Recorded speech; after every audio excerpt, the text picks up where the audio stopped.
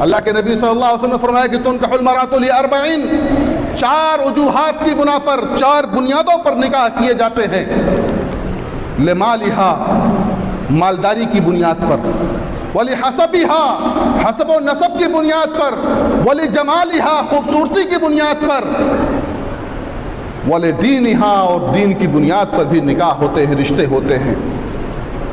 فاظفر بذات الدین، دین والی کو ترجیح دو، دین والی کو ترجیح دو۔ اللہ کے نبی صلی اللہ علیہ وسلم کا حکم ہے کہ دین والی کو ترجیح دو۔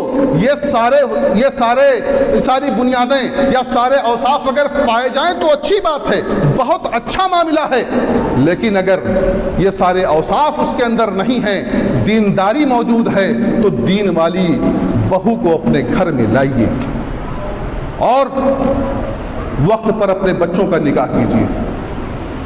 کسی